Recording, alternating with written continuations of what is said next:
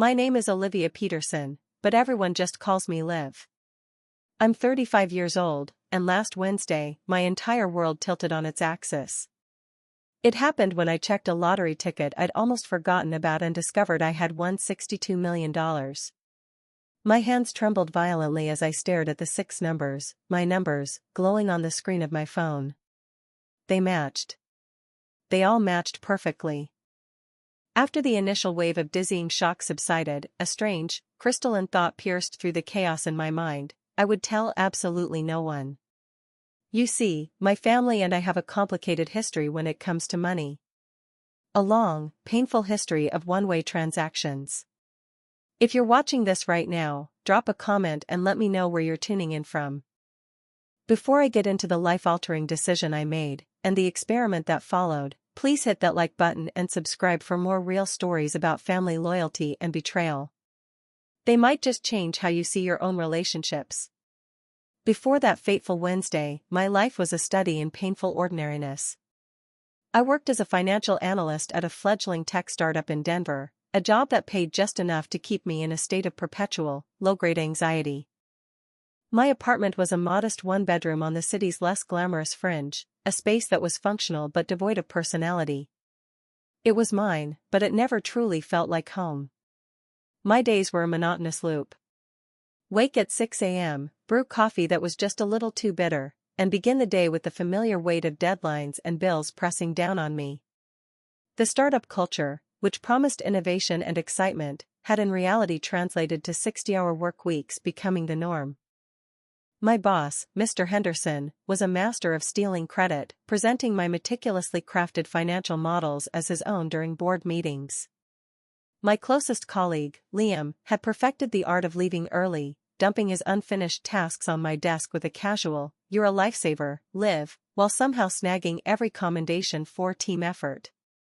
My family situation was a tangled knot I'd long since given up trying to unravel. My parents, Michael and Karen Peterson, had divorced when I was 15, and both had remarried with startling speed. My father, Michael, a high school chemistry teacher with a quiet, academic demeanor, had married Jessica, an interior designer whose taste for luxury far exceeded his salary. My mother, Karen, had married Richard, a wealth manager who possessed immense financial acumen but held on to every dollar with a vice-like grip. I have 2 siblings. My younger sister, Emily, 31, was the family's golden child. A graduate of a prestigious East Coast law school, she married Mark, a successful corporate lawyer. They lived in a sprawling house in a gated community with their 2 impossibly well-behaved children. Then there was my older brother, Ben, 37. Despite being charming and whip-smart, Ben had never quite managed to launch his life. He drifted between gig economy jobs and volatile relationships, having honed the act of borrowing money from family into a theatrical art form. The script was always the same: a desperate, late-night call, a dramatic emotional plea, a solemn promise to pay it back, followed by radio silence until the next self-inflicted crisis. My extended family offered no respite. My Aunt Carol, my mother's younger sister, was perhaps the only truly genuine soul in the entire clan. She was a librarian who lived paycheck to paycheck, but she always showed up when it counted. She drove a 20-year-old Subaru that rattled alarmingly at stoplights and lived in a small, cozy apartment overflowing with books and thriving plants. She never once complained. In stark contrast was my Aunt Susan, my father's older sister, who had married into old money and never missed an opportunity to remind us of it. Holidays were her stage, where she'd dispense backhanded compliments and thinly veiled critiques about my career, my apartment, and my perpetually single status.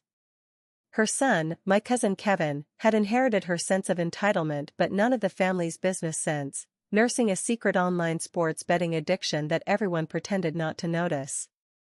My personal history as the family ATM had left me deeply jaded. For years ago, when Ben needed $7,000 for a surefire business venture, I drained my savings account to help him, only to see photos of him in Cabo a few weeks later. The business never materialized.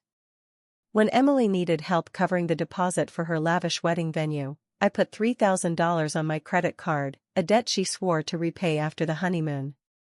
6 years later, I was still waiting.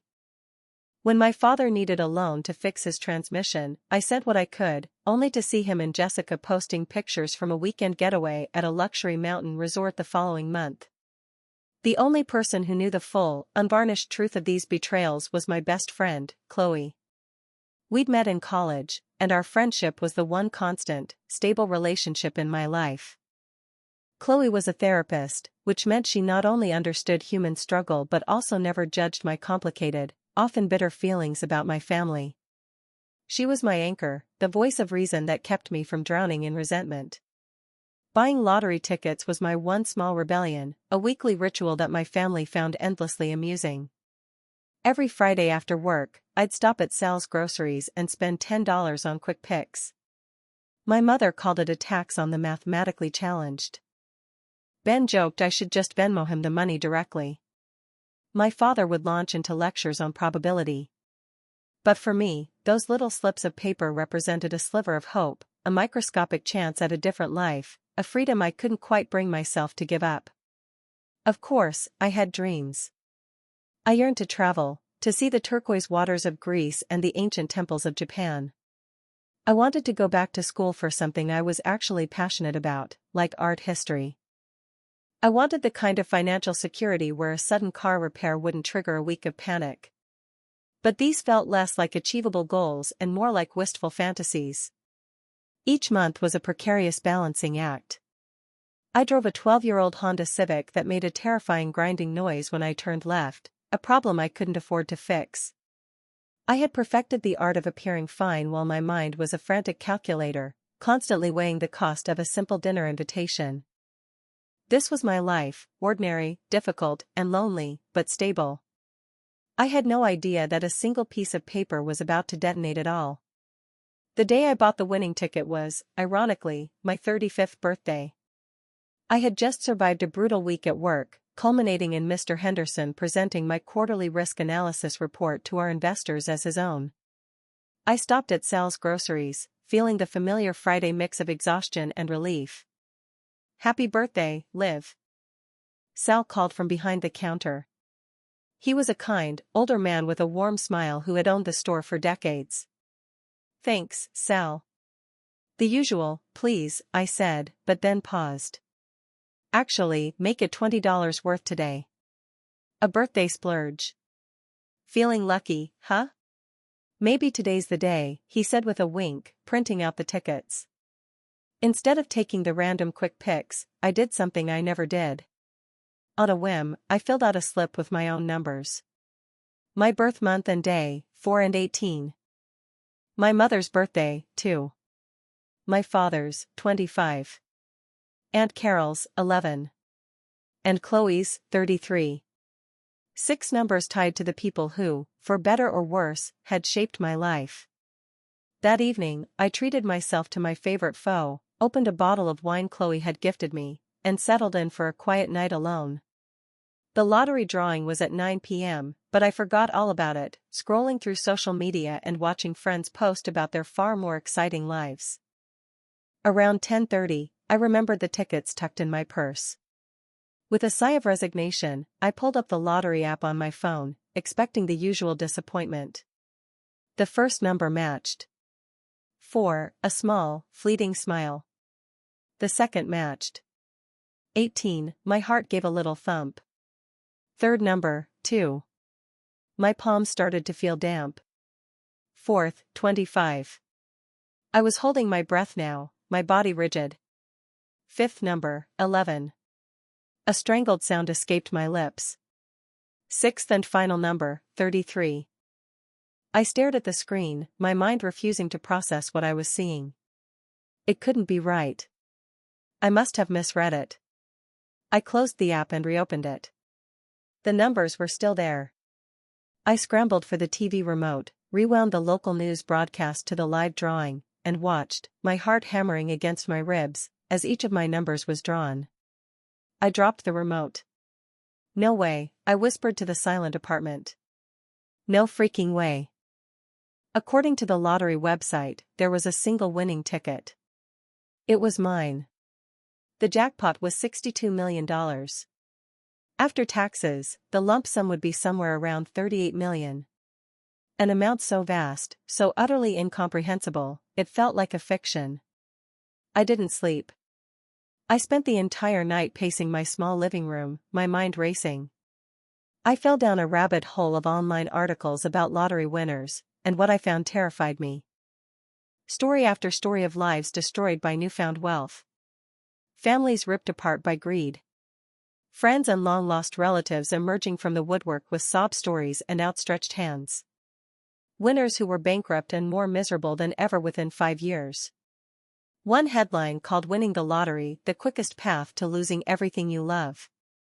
As the first light of dawn filtered through my window, my decision solidified. I would claim the money, but I would tell no one. Not my parents, not my siblings, not even Chloe. Not yet. I needed time. Time to think, to plan, to understand what this meant for me before the rest of the world tried to decide for me. The next morning, I called in sick to work for the first time in years and made an appointment with Arthur Vance, an attorney specializing in estate law and high-net-worth financial planning. His office was on the top floor of a gleaming downtown skyscraper. Sitting in the plush waiting room, clutching the winning ticket inside my purse, I felt like a complete imposter. "Miss Peterson?" Arthur greeted me. He was a man in his late 50s with kind eyes and an impeccably tailored suit. "What can I do for you?" I took a deep, shaky breath and laid the ticket on his polished mahogany desk. "I need to know how to claim this anonymously." His eyes widened for just a second before his professional calm took over. "I see. Well, you've come to the right place." For the next 2 hours, Arthur meticulously explained my options. In Colorado, winners could claim prizes through a blind trust, effectively shielding their identity from the public. He outlined the process, the tax implications, and the absolute necessity of assembling a team of trusted financial advisors. "The single biggest mistake winners make," he told me, his voice serious, "is telling people too soon. Once the word is out, you can never put that genie back in the bottle." His words confirmed my gut instinct. "I want to do this right," I said, my voice firming with resolve. "I don't want this money to ruin my life." Leaving his office with a folder of documents and a clear set of next steps, I felt a bizarre mix of exhilaration and dread. I was a multimillionaire, yet I had to continue living the life of a struggling analyst. I was living a secret, and the weight of it was already immense. Over the next few weeks, I worked with Arthur to establish the trust, claim the winnings, and set up a complex web of investment accounts. The money was real now, sitting in accounts controlled by me, yet my life hadn't changed. I still went to work, still commuted in my noisy Honda, still listened to Liam complain about his student loans. The secrecy began to gnaw at me. I kept thinking about my family. How would they react? Would they be happy for me? Or would they just see me as a walking, talking ATM? The questions haunted me. And slowly, an idea began to take root in my mind. A dangerous, manipulative, and perhaps necessary idea. What if I could test them? What if I could find out how they would truly react to my need, before they ever knew about my wealth? The plan crystallized late one night as I lay in bed, staring at the ceiling. I would create a crisis. I would tell them I had lost everything and needed their help. Only then would I know who, if anyone, deserved to be a part of my new life. The first person I called was my mother. Karen had always prided herself on her maternal instincts, often recounting tales of the sacrifices she'd made for her children. If anyone would help, I reasoned, it would be her. "Liv, is everything okay?" "You sound awful," she said, her voice laced with immediate concern after I'd managed a strained, "Hi, Mom." I spun the tale I had so carefully crafted. The tech startup had gone under, a sudden collapse after losing its primary investor. I told her I was out of a job, my last paycheck was in limbo, and my emergency fund had been wiped out by a series of unexpected medical tests for some worrisome symptoms I'd been having. I let that last detail hang in the air, vague and ominous. "Oh, honey, that's just terrible," she said, her sympathy sounding genuine. but then came the pivot. Have you asked your father? Or Emily? Mark makes such good money at the firm. I hate to ask this, Mom, I said, cutting to the chase, my voice cracking on cue. But I really need help. I need about $7,000 to cover my rent and bills until I can find something new. I'll pay you back, I swear. A long, heavy pause stretched over the line.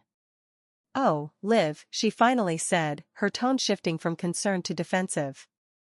You know, Richard and I just put a huge deposit down on that river cruise for the fall. Our liquidity is just, well, we're a bit cash poor at the moment. I knew for a fact that Richard managed a portfolio worth tens of millions. Let me talk to him, she said, the lack of conviction evident in her voice. But I can't promise anything. You know how he is about these things. The next day, I met my father, Michael, at a coffee shop. You look exhausted, was his opening salvo. I told him the same story. He listened with an impassive, almost clinical expression.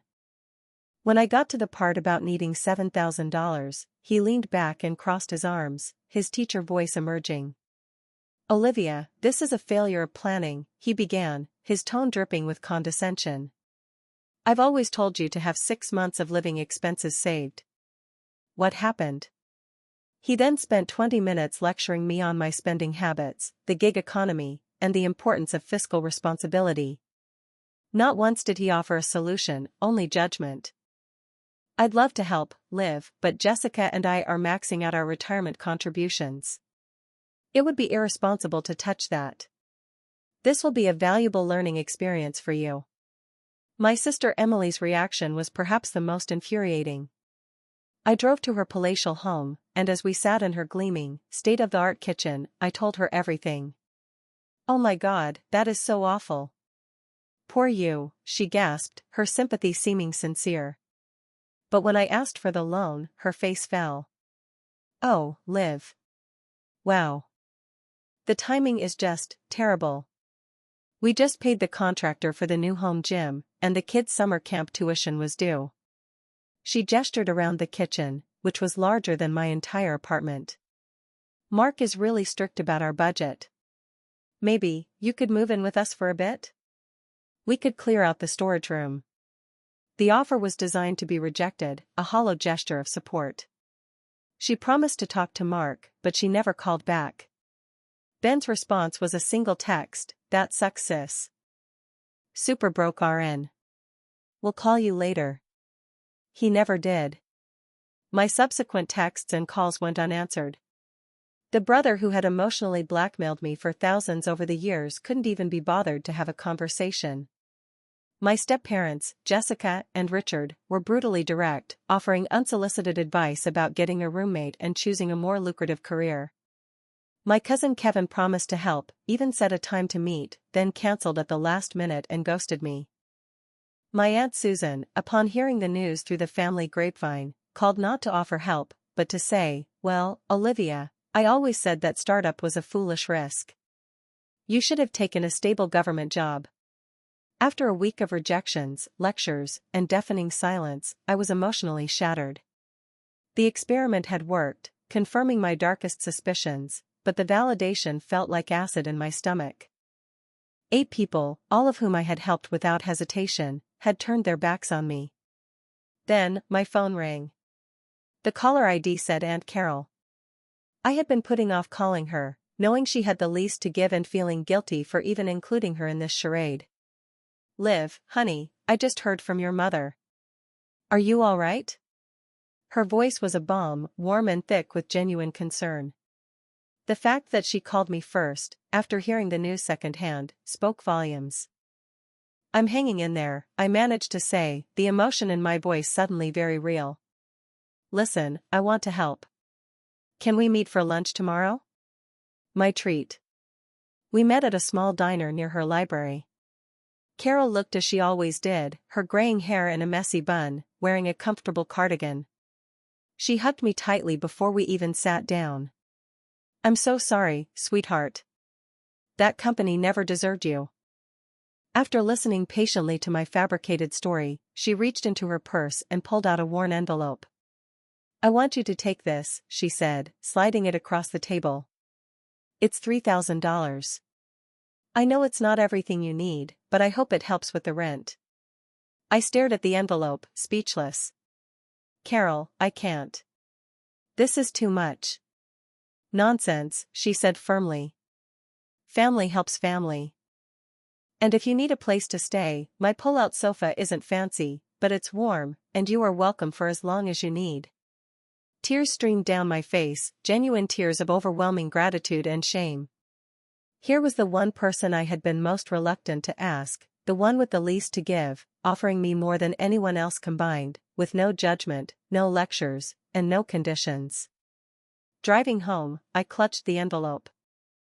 I knew that $3,000 was a significant portion of her savings. The contrast between her selfless generosity and the cold calculations of my other relatives couldn't have been more stark. It was a brutal, clarifying, and ultimately life-changing lesson. A few days later, after doing some discreet digging, my guilt deepened into a profound ache. I discovered that Aunt Carol had been quietly struggling with her own medical bills after a recent diagnosis of severe arthritis, and had been picking up extra shifts at the library to make ends meet. The $3,000 she had given me was nearly everything she had. That evening, I invited her to my apartment for dinner. Carol, I said, my voice trembling as I handed her a cup of tea. I have to tell you something. I haven't been honest with you. I confessed everything, that I hadn't lost my job, that the story was a test. She listened without interruption, her expression unreadable. Are you angry with me? I asked, terrified of losing the one person who had proven their loyalty. She was quiet for a long moment. No, not angry, she said softly. Sad. Sad that you felt you had to go to such lengths to find out who you could count on. But, she added, meeting my eyes, I understand why you did it. You were the only one, I whispered. The only one who helped. Money doesn't just reveal who other people are, Liv, she said, her words landing with incredible weight. It reveals who we are. It's a powerful mirror. In that moment, I knew what I had to do. There's something else, I said, taking a deep breath. 3 weeks ago, I won the lottery. $62 million. Her eyes widened, but she said nothing, allowing me the space to continue. You're the first person I've told. Oh, Liv, she breathed, her hand flying to her mouth. That's life-changing. I know, I said. And I want to help you. Your medical bills, a new place to live, anything you need. She smiled, a gentle, sad smile. Sweetheart, I don't need anything from you. Just knowing you're secure, that you'll be okay, that's enough for me. Her selflessness was a gut punch. She had offered me everything when she thought I had nothing, and now that she knew I had everything, she asked for nothing in return. The next morning, I met with Arthur Vance.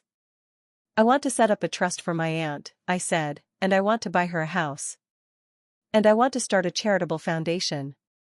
The following weekend, I called a family meeting at my apartment. They all showed up, a flock of vultures circling, likely expecting me to ask for money again.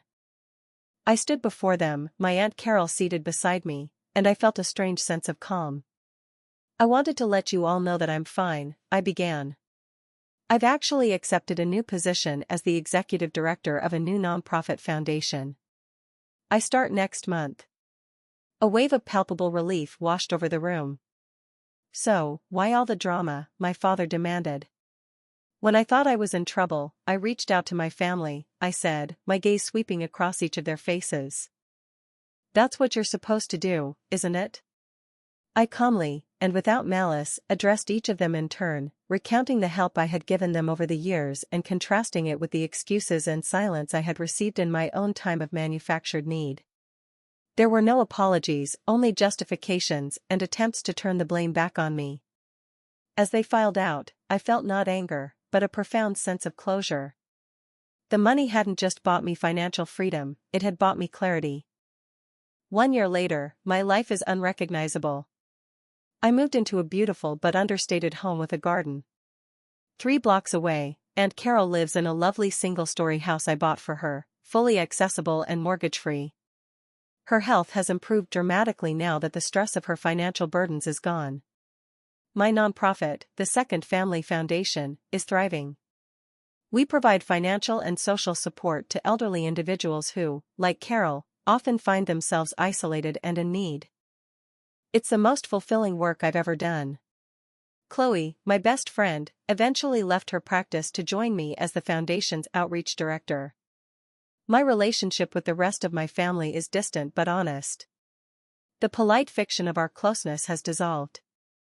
They know I run a successful foundation, and they assume I am merely comfortable. None of them know the truth about the $62 million. There have been times when I've helped them, an anonymous donation to cover my father's unexpected medical bills, a contribution to a fund for my cousin Kevin's rehab, but it's on my terms now, from a place of compassion, not obligation. Of course. Here is the end of the story with the requested additions. The other evening, as Aunt Carol and I sat on her new porch, she said, "You know, it's amazing how differently this all would have turned out if you'd just announced you'd won." She was right. I would have been surrounded by love, affection, and endless requests for help. And I never would have known which parts of it were real. The experiment was painful, but it was a necessary fire that burned away the falsehoods and left only the truth. The greatest gift the money gave me wasn't the houses or the foundation, it was the freedom to see people for who they truly were, and the courage to build my life around the ones who mattered. The most valuable thing I had gained had nothing to do with millions in the bank. It was the understanding that the people who deserve a place in your life are not those who are there when you have everything to give, but those who stay when you have nothing to offer but yourself. Have you ever had to test someone's loyalty in your life? What did you learn from that experience? Share your stories in the comments below. If this story resonated with you, please hit like and subscribe to hear more real-life lessons that might change your perspective. Remember to share this video with someone who might need to hear that their worth is not determined by what they can give to others. Thank you for listening, and may you find the clarity to recognize the true relationships in your own life.